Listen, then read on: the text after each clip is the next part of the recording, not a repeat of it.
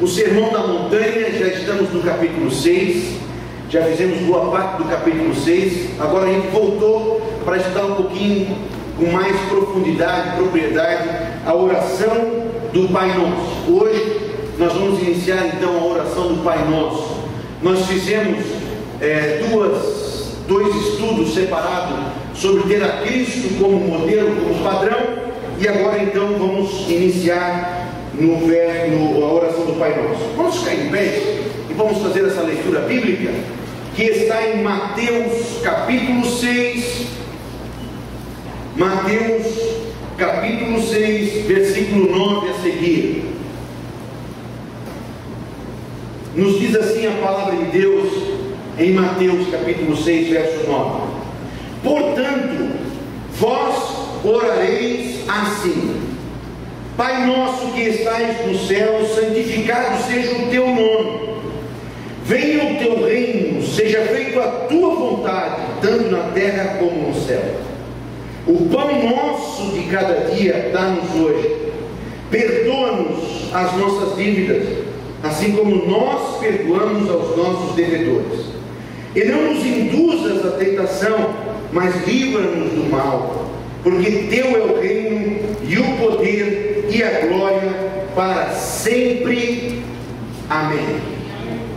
Vamos orar? Senhor Jesus, estamos diante da tua palavra, Senhor, e queremos que todo conhecimento caia por terra, toda vã filosofia, Senhor, caia por terra, mas que o teu Espírito Santo possa estar ministrando a nós, aos nossos corações. Pai de amor, Deus de poder, que cada um de nós que aqui chegamos ao teu santuário, Senhor, que nós possamos ser edificados, alimentados pelo teu falar, com o teu Espírito Santo ministrando a nós, ensinando a nós da tua palavra, e que a tua palavra em nós possa ser poder, Senhor, poder para vencer, poder para conquistar, poder, Senhor, para obedecer, poder, Senhor, para poder subir e estar contigo na eternidade quando tu voltares. No nome de Jesus, que a nossa atenção, que a nossa mente e o nosso coração possam estar voltados para aprender da tua palavra. Assim nós te pedimos, Jesus. Amém e amém. Podem sentar, meus amados. Meus queridos, nós hoje vamos ficar com essa frase em específico, não é? Onde Jesus diz: Pai Nosso. Nós vamos nos aprofundar um pouquinho sobre o fato de Deus ser Pai para nós. Essa ideia de ter Deus como Pai não é Jesus que está inaugurando. Essa ideia já era viva, já acontecia, né? No Antigo Testamento. No Antigo Testamento nós vamos ver, se você por favor puder abrir a sua Bíblia, abra a sua Bíblia em Deuteronômio capítulo 32, versículo 6. Nós vamos ver que no Antigo Testamento, em vários textos, a palavra de Deus já diz que Deus é Pai. O que Jesus vai fazer e o que Jesus vai revolucionar não é levar esse entendimento de Pai, que a Bíblia no Antigo Testamento já dá, mas é que abrir as portas e demonstrar que não só o judeu, não só o povo de Israel eram filhos de Deus, mas que todos que aceitavam a Jesus, que todos que entravam pela porta que era Cristo Jesus, tornavam-se filhos de Deus. Isso vai ser um escândalo, não é? Para os judeus, porque para os judeus eles já tinham essa ideia de Deus Pai, um pouco incipiente, mas eles nunca poderiam entender que um gentio que não fosse judeu também pudesse ser filho de Deus. E o que Jesus veio trazer para nós, o que Jesus veio alargar o entendimento, foi dizer de que Deus é Pai tanto do judeu, quanto do grego, quanto do romano, e graças a Deus, Deus é Pai também dos brasileiros. O que precisamos para ter Deus como Pai, não é mais ter o sangue judeu, e sim ter o sangue de Jesus sobre a nossa vida. Achar Deuteronômio capítulo 32, verso 6? Quem pode ler para nós? Deuteronômio capítulo 32, versículo 6.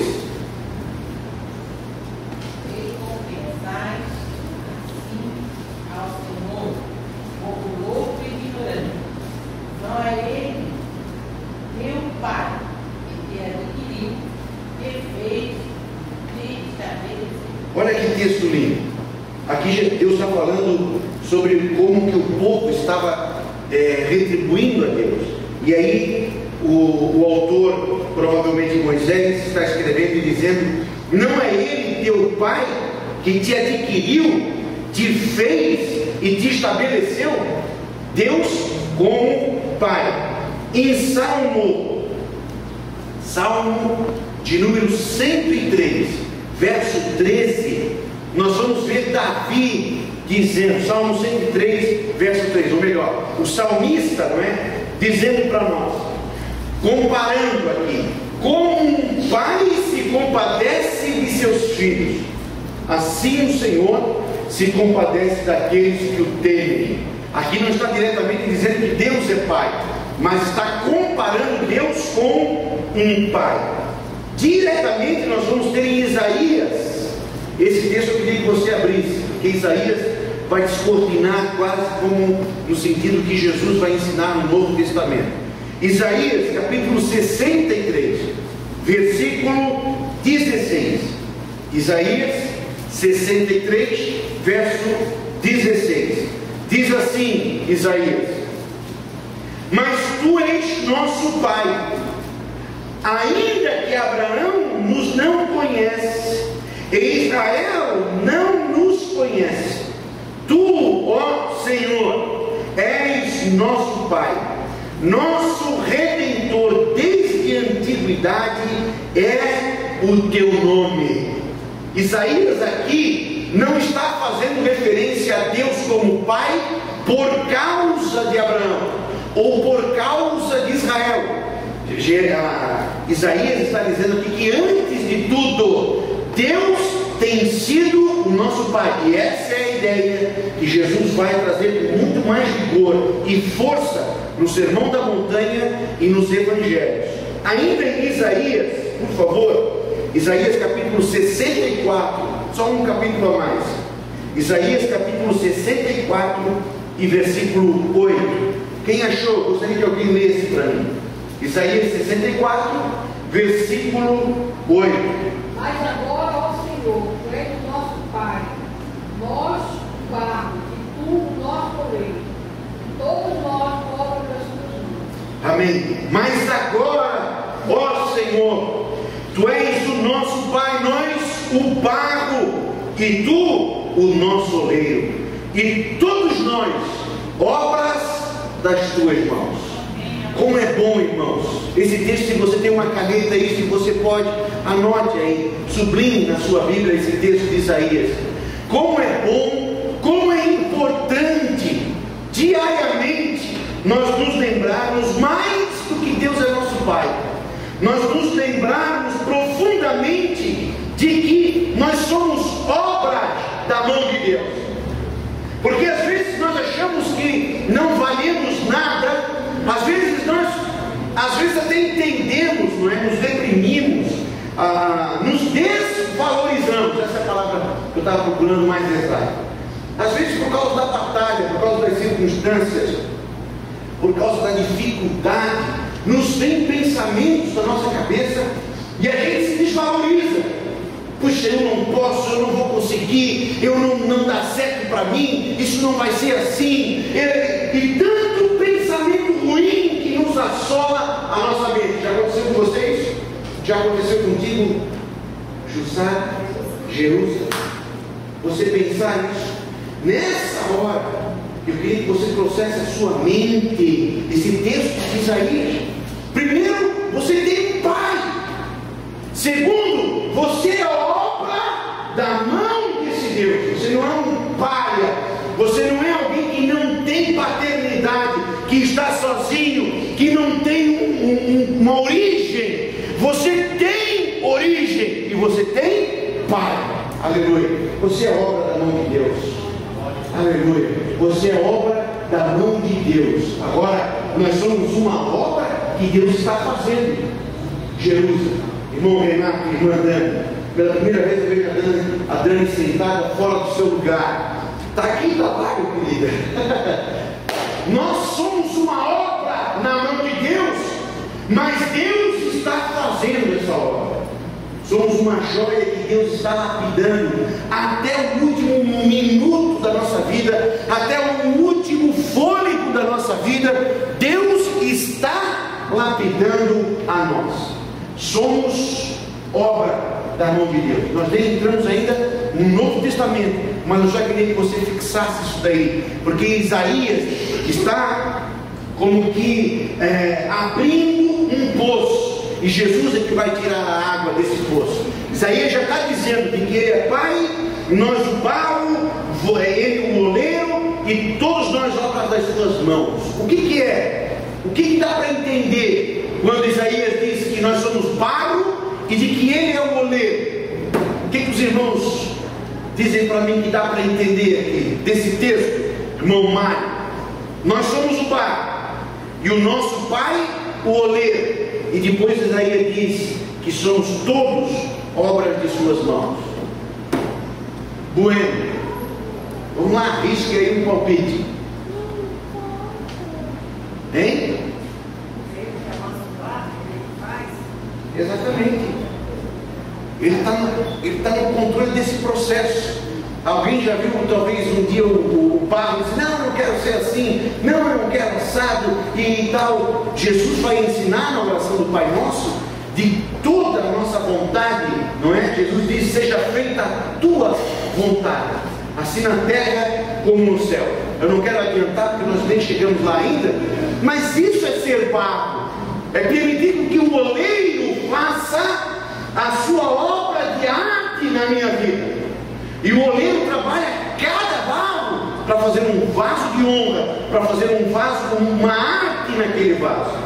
E às vezes nós não permitimos isso, por querer ser mais do que o oleiro. Malaquias capítulo 1, versículo 6, ainda no Antigo Testamento, vai ser o último texto do Antigo Testamento em que nós vamos ler essa ideia, essa proposta de que Deus é Pai. Malaquias capítulo 1, versículo 6, diz assim o texto: o filho honrará o pai e o servo ao seu senhor. E se eu sou pai, onde está a minha honra? Uma pergunta feita por Malaquias há quase 2.400 anos atrás, e que deve ser respondida para nós no nosso dia a dia. Se Deus é meu pai e deve o filho honrar o pai, por que o Malaquias está dizendo aqui que o filho deve honrar o pai?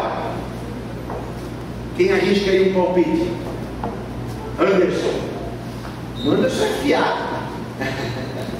Colando da Judite. Por que Malaquias está dizendo aqui que o filho deve honrar o pai? Exato! Era um mandamento bíblico. Honra teu pai. Honra teu pai. Por quê? Qual é o ganho que nós temos quando nós honramos o pai? Por mandamento bíblico. Para que se prolongue os seus dias na terra. E aqui Deus está fazendo um paralelo do mandamento com a pessoa dele como pai. Se eu sou pai de vocês, onde é que está a honra que vocês deveriam de me dar? Essa pergunta, irmãos, não serve só lá para Malaquias, para os israelitas, serve para nós. É bom nas nossas orações a gente dizer, né? Pai, eu estou aqui, preciso da tua ajuda. Mas atrás dessa palavra tem uma responsabilidade. Se Deus é pai, aí Malaquias pergunta para mim: Deus é teu pai? Sim, Deus é meu pai. Onde é que está a honra que é devida ao pai? É o que Malaquias está perguntando. Você pode responder para você mesmo? Como é que você tem honrado a Deus como pai? Porque às vezes nós queremos muito, às vezes nós sugamos o pai, às vezes chegamos à loucura de dizer: pai, me dá a minha herança. Vocês lembram disso? Porque eu vou embora. Você desonrar essa parábola do filho pródigo, irmãos, a ênfase toda está aqui, quando o filho, num desacato ao pai, numa violência ao pai, diz: pai, você pode morrer para mim, eu não quero saber do senhor, o mandamento diz para nós honrar. E o filho pródigo desonra. Será que nós nunca fizemos isso? Será que na nossa vida particular, irmãos, nós nunca dizemos para Deus assim, ó, Deus, eu sei que tu tens pitaco para tudo, Deus. Eu sei que tu quer mandar nas minhas finanças, eu sei que tu quer mandar nas minhas emoções, eu sei que tu quer mandar no meu casamento, mas agora, Deus, deixa que eu me viro e eu vou fazer do meu jeito. Nós nunca fizemos isso? Nós nunca fizemos isso na nossa vida? E é isso que Jesus está falando na palavra do filho pródigo. Quando o judeu conhece o mandamento de honrar o pai, e o filho chega e diz, pai, eu quero a minha herança, dizendo para o pai, você pode morrer, porque você não me importa, o que me importa é o carro que você tem, o que me importa é a poupança que você tem, o que me importa é a casa que você tem, você para mim é melhor. E nós fizemos isso para Deus, não uma ou duas, mas constantemente, às vezes na nossa vida, irmãos, nós fizemos isso para Deus. Eu quero a tua bênção, Jesus, eu quero a saúde, Jesus, eu quero um milagre, Jesus, mas tu, compromisso contigo, santificação, não, isso eu não quero. Se você, Malaquias perguntando para nós, há 2.400 anos no mínimo, perguntando para mim, essa pergunta está viva até hoje, essa pergunta ela é viva até hoje. Se você me chama de pai, onde é que está a honra que você me deve como filho? Amém? Vamos seguir em frente? Até aqui, alguém gostaria de fazer uma pergunta? Gostaria de fazer alguma colocação? Nós vamos ver em Gênesis, irmãos, a gente está no Antigo Testamento, trabalhando essa ideia de pai no Antigo Testamento. Nós vamos ver de que há muito tempo nós temos um pai preocupado por nós. Nós vamos ver, Isaías diz, os textos no Antigo Testamento dizem que Deus nos fez, que Deus nos formou. Nós vamos ver, desde a antiguidade, no Éden, Deus preocupado com a minha vida como um pai. Eu queria agora que você abrisse sua Bíblia, para nós trabalhar o texto bíblico. Vamos lá para Gênesis. Gênesis capítulo 1, verso 1. Quando a Bíblia diz em Gênesis 1 e 1, o que a Bíblia diz mesmo lá? Gênesis capítulo 1, versículo 1. Esse texto todo mundo tinha que ter na ponta da língua, né? Hein? Deus criou os céus, Deus criou a terra. Por quê? É um Deus preocupado conosco. Deus criou a terra, Deus criou o céu, porque Deus é Pai e Deus está cuidando da onde eu vou morar. Quer ver a prova disso? Gênesis capítulo 2, versículo 8. Abra aí a Bíblia, vamos trabalhar bastante a Bíblia hoje. Gênesis capítulo 2, versículo 8. O que diz? Quem achou? Plantou o Senhor Deus no jardim do Éden, na banda do Oriente, e pôs ali o homem que tinha formado. Deus fez a terra, já era algo especial. Dentro disso que era especial, que era a terra, Deus fez algo mais especial ainda, irmã Fátima, que foi o jardim do Éden. No jardim do Éden, Deus colocou o que lá? Quem é que Deus botou para morar lá? Nós. Isso não é coisa de pai? Não é coisa do pai que está fazendo? O pai se preocupando, puxa vida, meu filho está pensando em casar, meu filho está nascendo, onde é que ele vai morar? Preciso de um teto para o meu filho, preciso de um teto para ele casar. Estou vendo lá a irmã Sueli fazendo assim, é verdade, já está pensando no teto do filho. É isso, meu irmão, isso é coisa de pai, isso é coisa de quem tem paternidade, estar cuidando de onde nós iríamos morar. Veja aí, abra Gênesis 1, 29, versículo 30. Gênesis capítulo 1, 29 e 30. Abra aí. Disse Deus: tenho dado toda a erva que dá semente, que está sobre a face de toda a terra, e toda a árvore que há fruto, e a árvore que dá semente.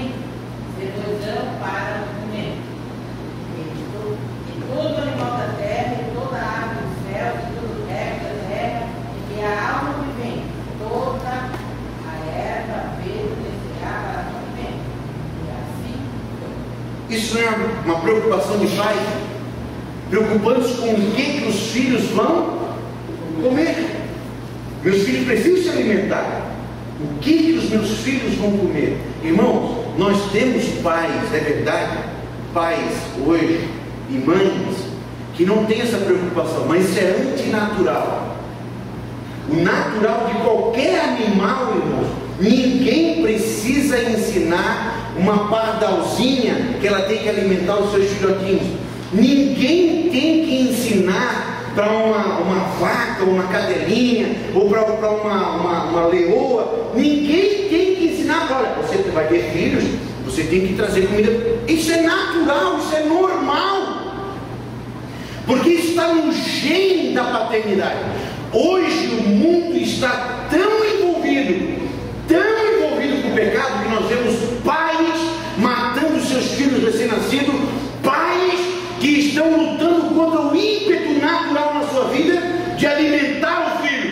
Deus, no começo, no início da humanidade, como um bom pai, está dizendo: eu já preparei o jantar de vocês, eu já preparei a comida de vocês, eu já preparei o que você precisa.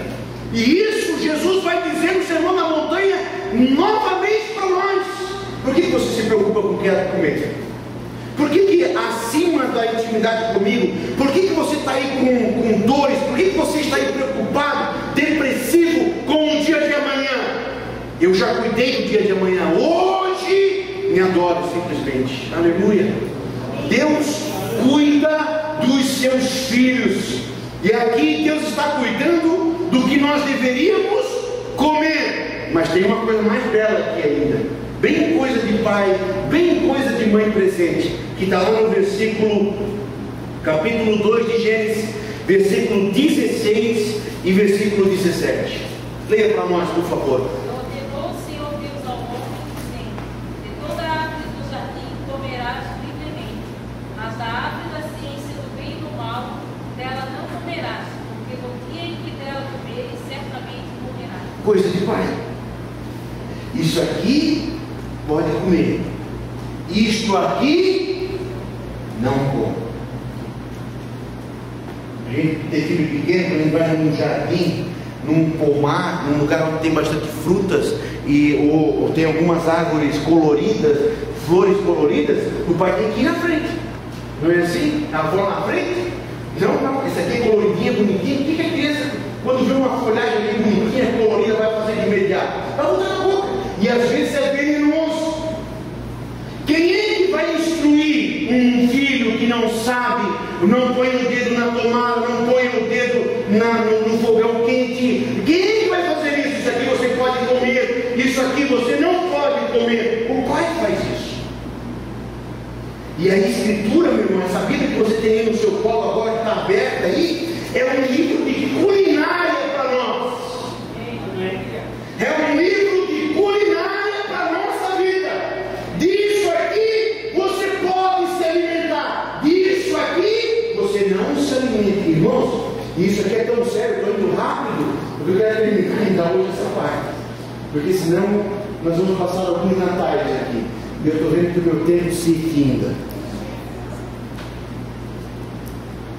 O que diz João?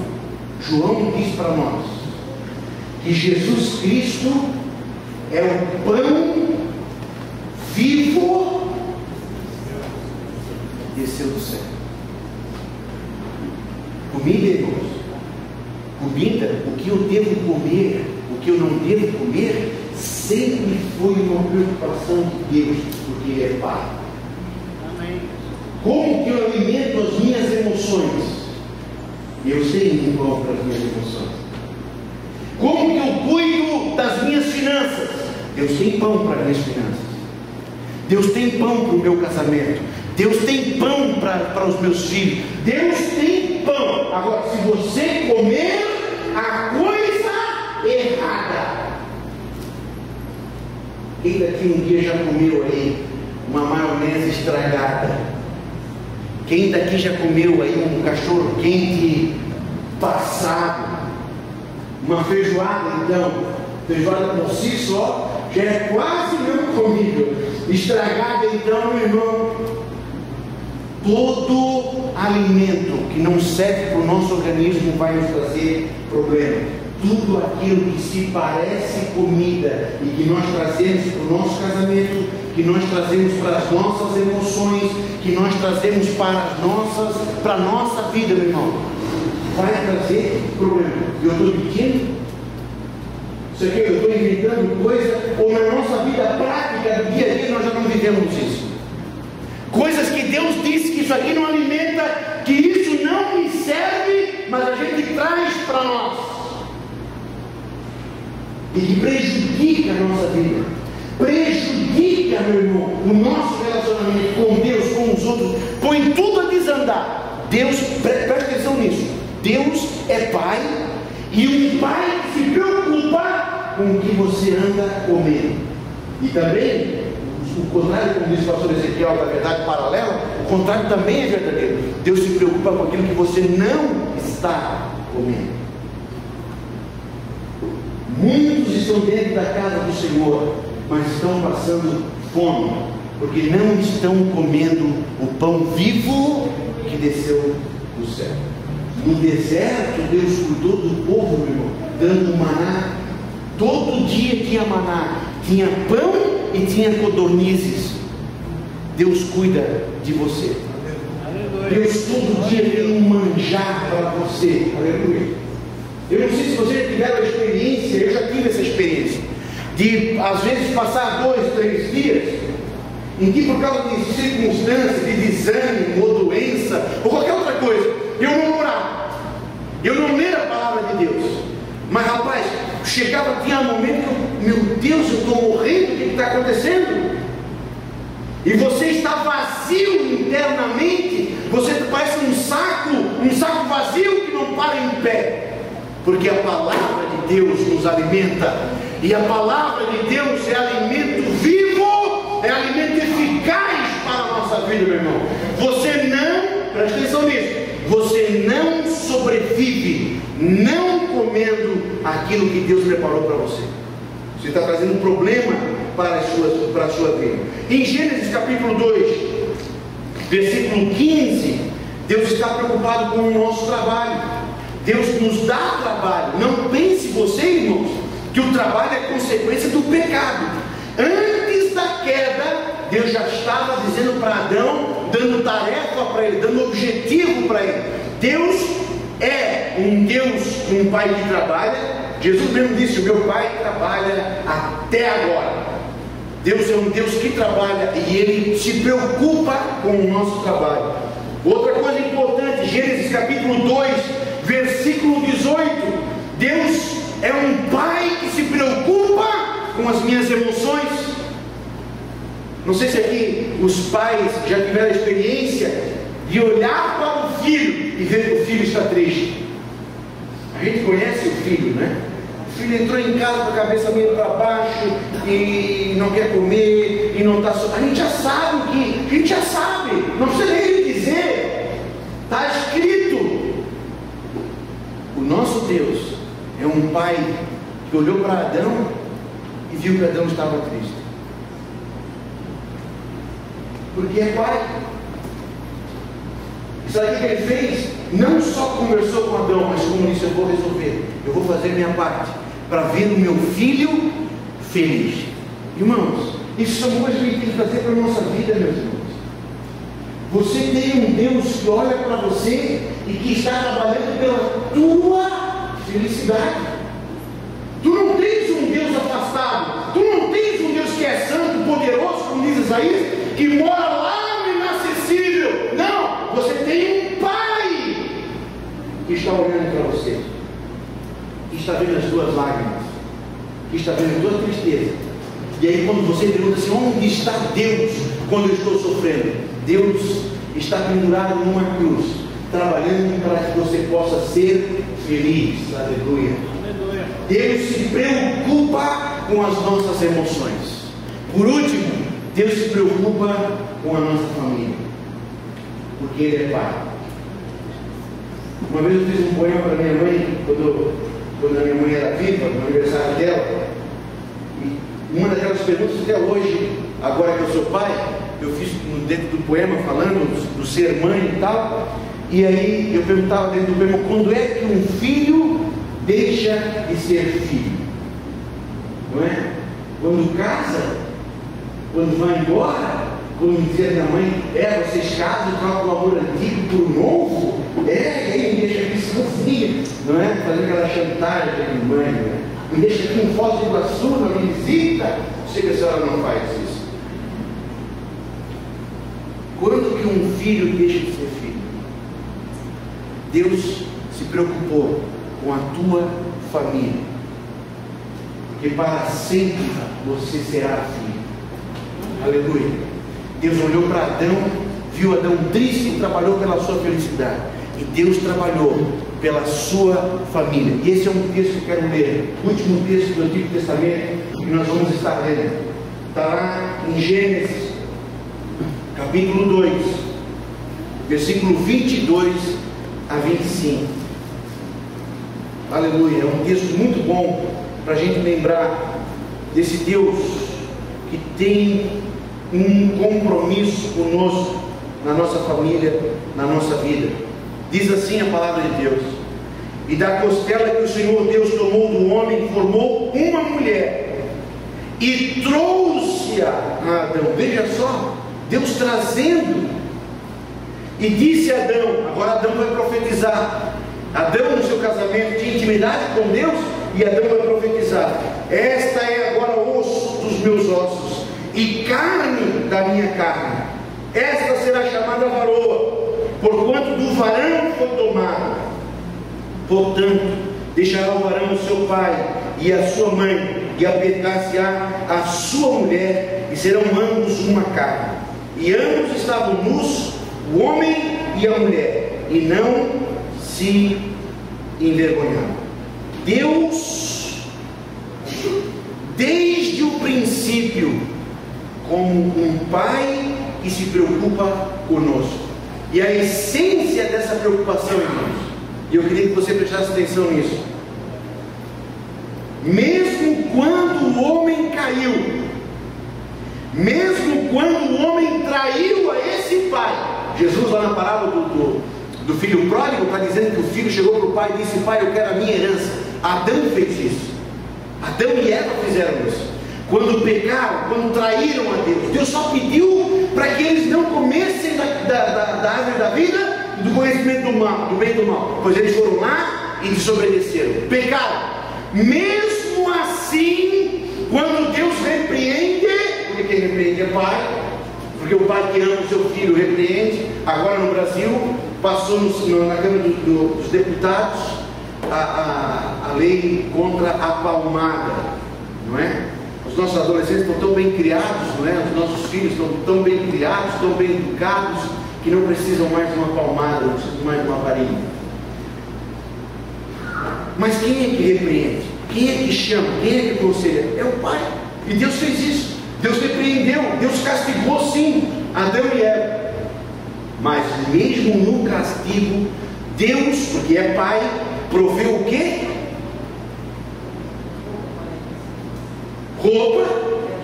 Ainda cuidando deles, Deus fez a roupa para eles de pele de cordeiro. É isso? É cordeiro? A pele do cordeiro. Mas tem outra coisa aqui importantíssima, nós não podemos esquecer, nós não podemos avançar sem antes discutir isso. Nós, em Adão e Eva, nós caímos, nós traímos Deus, e o que Deus faz ainda?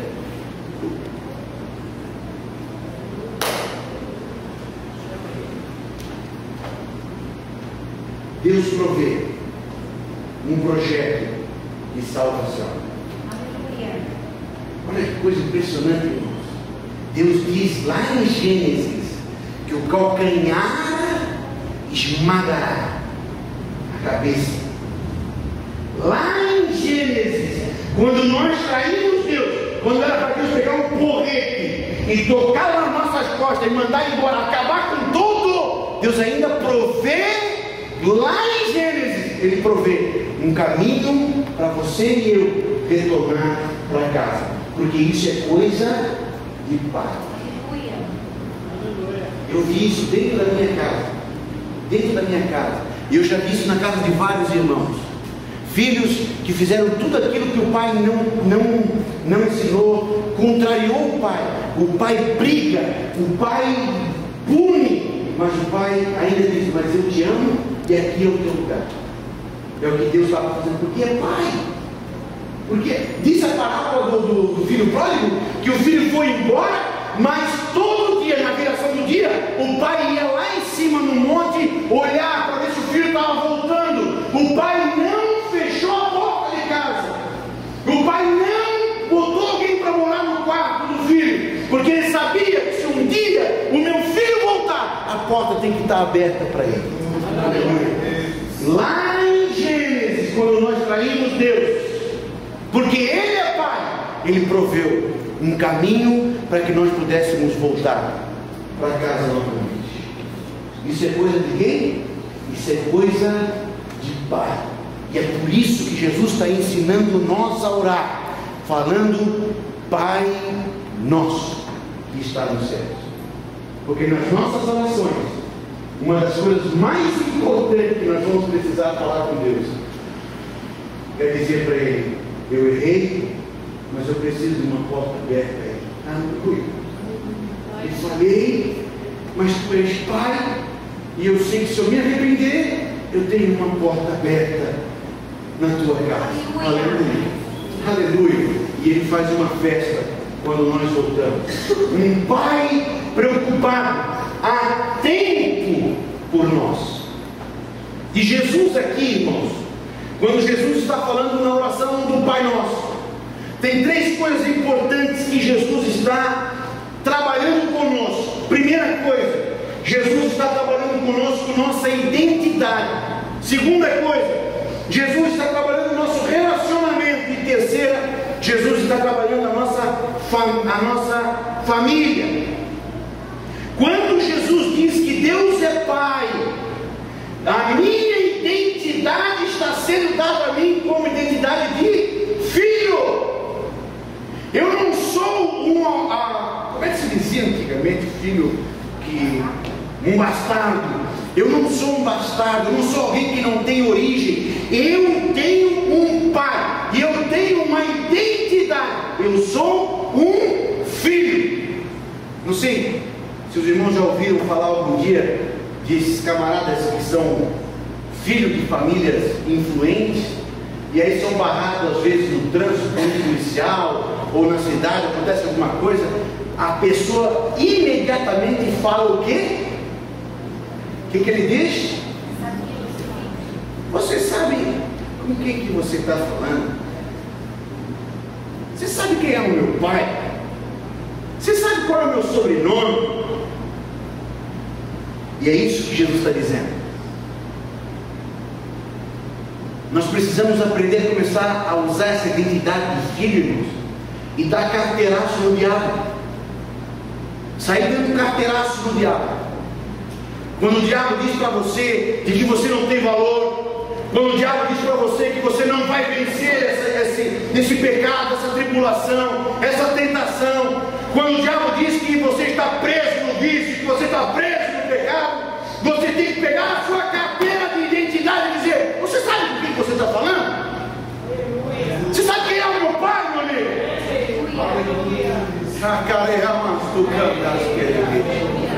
Aleluia. Nossa identidade.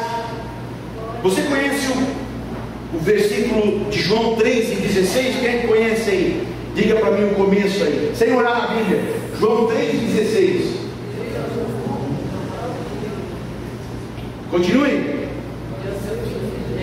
Que deu seu Filho unigênito. Agora quero que você preste atenção aqui numa coisa importantíssima para nós.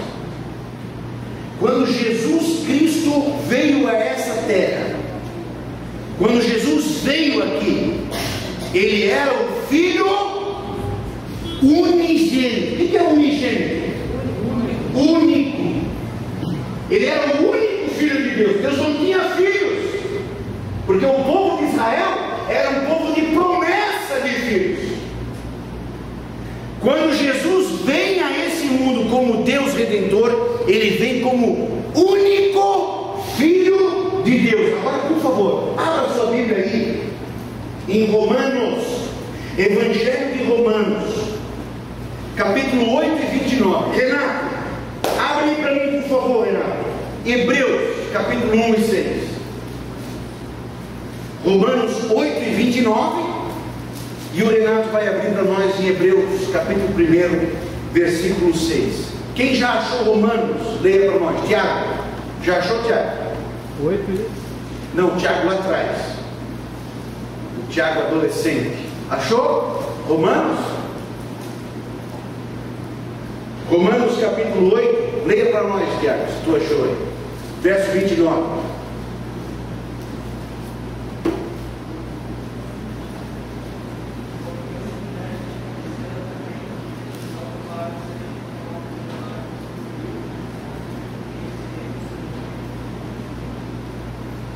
Amém. Quem é que tem outra versão? Quem é que tem outra versão? Qual é a tua versão?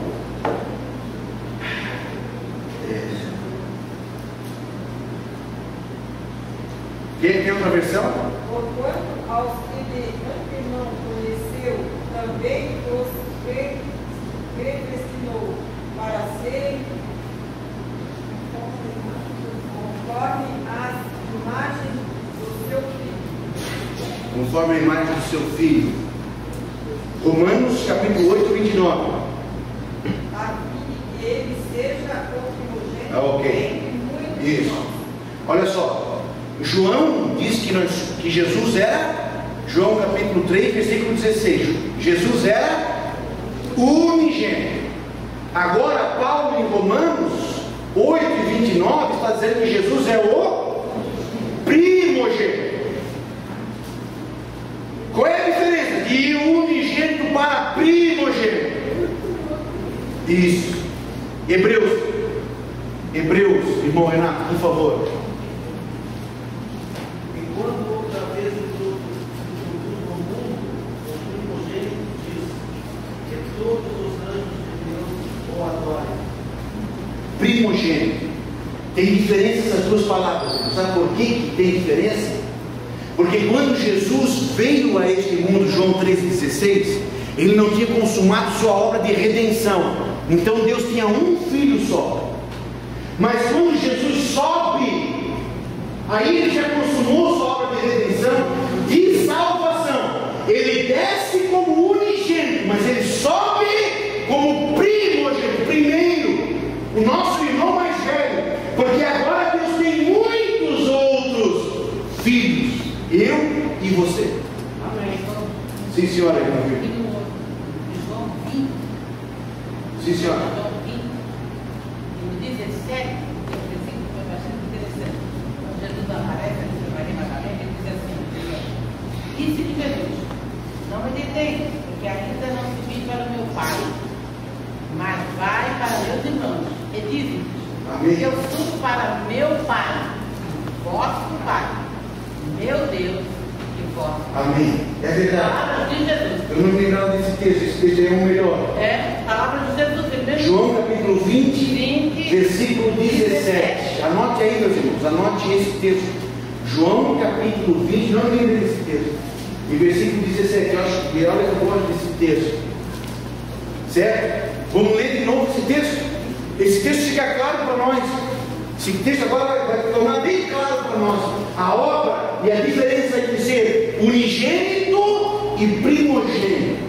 E ter Deus como Pai. Vamos lá?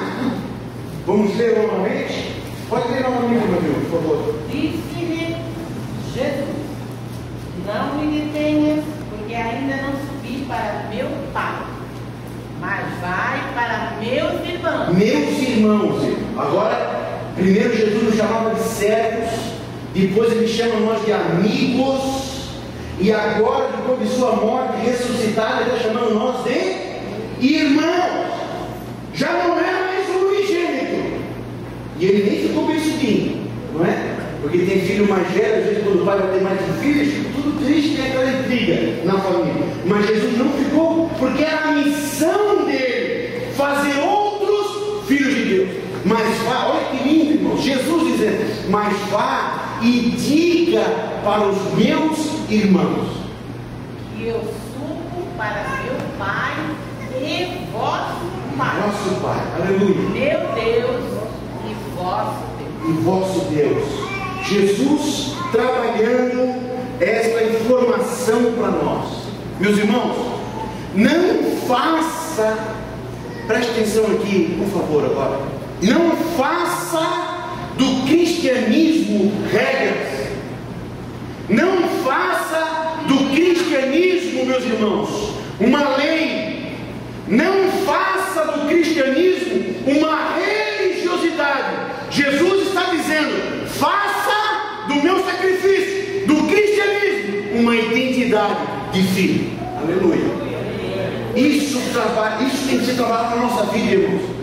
Isso tem que ser trabalhado na nossa vida, porque tem muitos crentes, e eu como pastor posso afirmar isso, muitos crentes vivendo dias de tristeza, porque acham que não tem pai, que não tem ninguém por eles.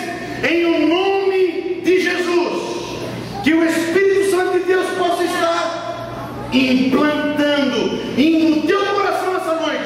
Vá e diga, Jesus falando, para os meus irmãos, aleluia. Faça do cristianismo não uma religiosidade, irmãos.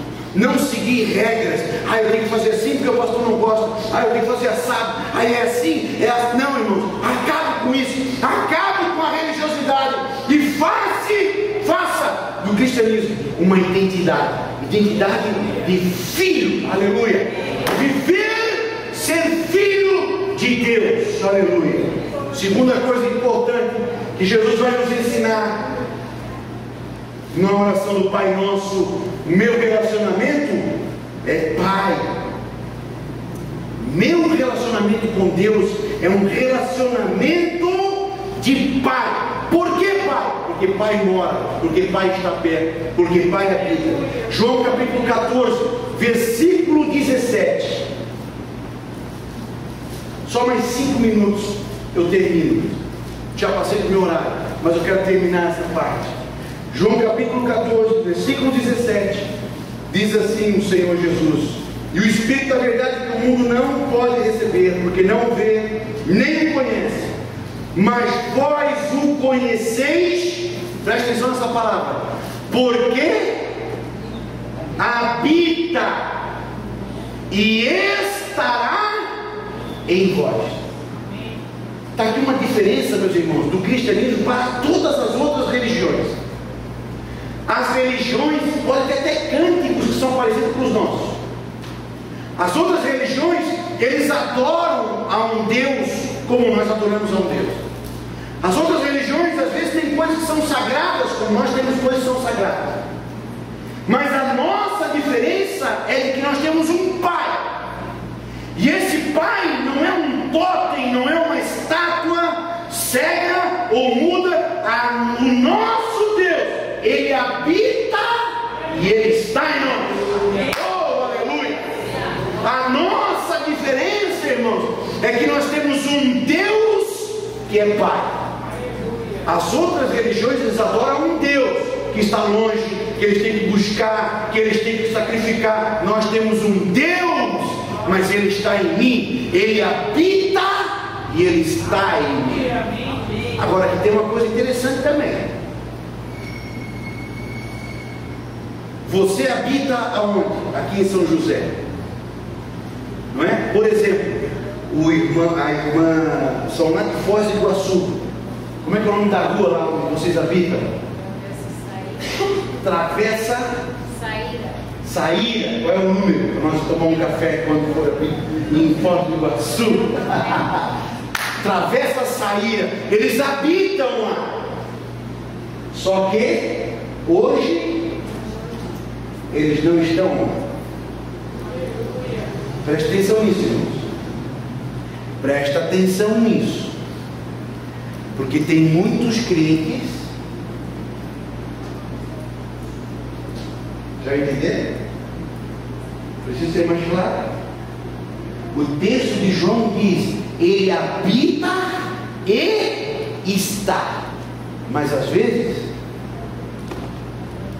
a nossa casa espiritual está vazia. Jesus nos ensina que quando Jesus vem, você aceitou a Jesus, você declara Jesus Cristo como seu Salvador. Jesus diz que o Espírito vem, varre a casa, limpa a casa, porque lá vai morar outro Senhor agora. Mas quando a casa está vazia, o que Jesus diz? O que Jesus ensina para nós quando a nossa casa espiritual está vazia? Vem espíritos piores do que aqueles que estavam. Preocupe-se com isso. Deus não é só para habitar, Deus é para estar, porque Ele é Pai. Ele não é só Deus, Ele é Pai. Ele está comigo, Ele está perto. Deus é Deus de relacionamento. Minha família, quem é minha família? Se Deus é Pai, se eu sou filho, quem é minha família? Responda aí, que pronto, quero ver. Quem? A igreja. Exato. Só um texto rápido para nós terminar. Efésios capítulo 2 versículo 19. Efésios capítulo 2 verso 19 diz assim: assim que já não sois estrangeiros nem forasteiros, mas concidadãos dos santos e da família de Deus.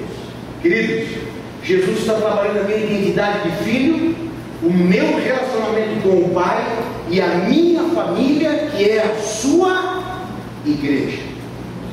Por último, eu queria trazer isso para você, essa ideia de Jesus de que Deus é Pai. Deus é um Deus de perto, irmãos. Deus é um Deus de relacionamento e Deus é um Deus que é Pai. A religiosidade transforma Deus em um ser distante, longe. E o cristianismo vem trazer a ideia de Deus que é Pai. Aqui tem duas fotos. Uma do presidente John Kennedy no gabinete oval na Casa Branca, e o filho dele, quando era pequeno, o John, brincando debaixo da escrivaninha do pai. Agora uma foto mais recente com o Barack Obama e uma de suas filhas brincando aonde o pai está trabalhando, que é o gabinete de mais poder e tensão nesse mundo, que é o gabinete da Casa Branca em Washington. A sua filha Sasha estava brincando de esconde-esconde dentro do... Quando eu vi essa foto, irmãos, para mim essa foto representa o que Jesus está ensinando aqui, de que Deus é um homem de poder, de que Deus é um homem inacessível. Realmente Deus é um Deus santo, supremo, mas não para os filhos. Aleluia. Os filhos entram lá no gabinete do homem muito poderoso, todo mundo diz que ele tem todo o poder, é o mais poderoso do mundo. Os filhos entram lá para brincar, para pular e fazer bagunça. O nosso Deus, irmãos, o relacionamento do nosso Deus deve ser esse. É verdade, sim, Deus é santo, Deus é poderoso, sim, Deus tem todo o poder, sim, mas os filhos, o lugar dos filhos é no colo dele. O irmão André acabou de cantar para nós, acabou de dizer para nós, de que no colo do Pai, não é? No colo de Deus, eu quero estar. Eu sirvo a esse Deus, irmãos. Quando ele fala, o demônio sai. Eu sirvo a esse Deus que cura o câncer, que cura todo tipo de moléstia e doença. Ele submete pelo seu poder todo espírito imundo. Mas que quando eu dobro o meu joelho e clamo Pai, Ele está de braços abertos com saudade para me dar uma. Porque Ele é Deus, sim, mas Ele também é o nosso Pai. Amém? Senhor Jesus. Aleluia. Oh, aleluia. Obrigado, Senhor, por essas preciosas lições que Tu nos ensinas e pela simplicidade da Tua palavra, Senhor, de nos fazer filhos e de termos acesso à presença do nosso Pai, o nosso Deus Todo-Poderoso. Pai querido, que a Tua graça, que o Teu Espírito Santo nessa noite, Senhor, possa ser sobre os Teus filhos. Talvez haja filhos que estão aqui hoje na Tua casa, Senhor, filhos com fome, filhos cansados, filhos machucados, Senhor, e que talvez você tenha que pegá-los do chão, Senhor, e carregá-los. Mas Tu és o nosso Pai de amor. Tu és o nosso Pai que trata e sara as nossas feridas. Tu és o nosso Pai que tem abundância para nós, Senhor, na Tua casa. Que nessa noite, Senhor, que o Teu Espírito Santo possa estar confirmando com o nosso Espírito que somos filhos de Deus. Abba, Pai, aleluia. Em o nome de Jesus, Senhor, fortalece-nos e que a Tua palavra em nós possa ser vigor para a nossa vida. Que possamos enfrentar as situações, as circunstâncias, pela nossa intimidade, pela nossa identidade, juntos, vitoriosos,